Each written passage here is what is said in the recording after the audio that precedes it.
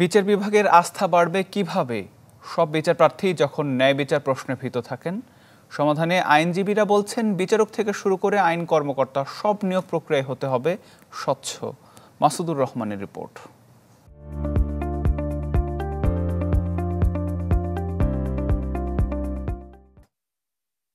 ১৯৭২ সালের সংবিধানে লেখা ছিল, অধস্তন আদালতের নিয়ন্ত্রণ সম্পূর্ণভাবে বিচার বিভাগ তথা সুপ্রিম কোর্টের ওপর ন্যস্ত থাকবে।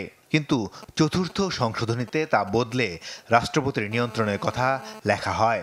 এরপর আর কখনোই ১৯৭২ সংবিধানে ফেরত যেতে পারেনি বাংলাদেশ। বিচার ব্যবস্থার সঙ্গে জড়িত ৪ ধরনের ব্যক্তিরা সরকারি কোষাগার থেকে ভাতা ও সুবিধা পেয়ে থাকেন। তারা হলেন সুপ্রিম কোর্টের বিচারপতি, অধস্তন আদালতের বিচারক, অ্যাটর্নি জেনারেল কার্যালয়ের আইন কর্মকর্তা এবং অধস্তন আদালতের পাবলিক প্রসিকিউটররা। এদের মধ্যে কেবল অধস্তন আদালতের বিচারকদের নিয়োগ বিধি ও প্রক্রিয়া রয়েছে, বাকিদের নিয়োগ দেয়া হয় খেয়াল খুশি মতো। বিচারক নিয়োগ দেওয়ার যে প্রক্রিয়া আমাদের এখানে আছে, এটি অবশ্যই ত্রুটিপূর্ণ।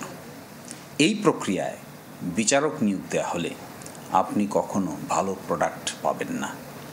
ভালো প্রোডাক্ট যদি পেতে চান, সমাজের গুরুত্বপূর্ণ ব্যক্তিবর্গকে যদি আপনি বিচারকের আসনে আসন করাতে চান, তাহলে অবশ্যই রাজনীতিকীকরণের যে ভয়ানক থাবা, এখান থেকে রক্ষা করতে হবে। পিপিজিপি থেকে শুরু করে অ্যাটর্নি জেনারেল সব কিছুই একটা আইনি প্রক্রিয়ার মাধ্যমে, প্রয়োজনে প্রতিযোগিতামূলক পরীক্ষার মাধ্যমে এই জিনিসগুলো সর্ট আউট হওয়া উচিত।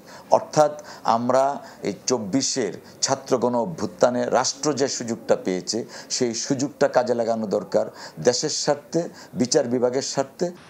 বিচারাঙ্গনে দুর্নীতি একটি ওপেন সিক্রেট। মামলার ফাইলিং থেকে চূড়ান্ত রায় পর্যন্ত একজন বিচার প্রার্থীকে ঘুষ দিতে হয় প্রায় ১৩ জায়গায়। এ তথ্য জানেন বিচারক, আইনজীবী, পেশকার, মোক্তার সবাই।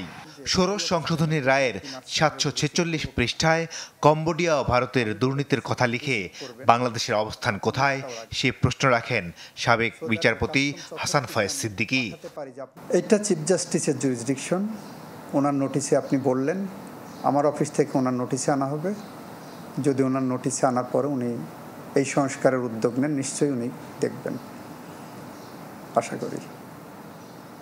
আমার অফিসে যেমন বলা আছে যে কোনো ফাইল আসলে ১ সপ্তাহ যদি ফাইলটা পড়ে থাকে, আমি পরের দিন ব্যবস্থা নেব, যে কোনো ফাইল। আইনজীবীরা বলছেন, বিচারকদের নিজেদের সম্পদের হিসাব জনসম্মুখে প্রকাশ করা উচিত। মাসুদুর রহমান, চ্যানেল 24, ঢাকা।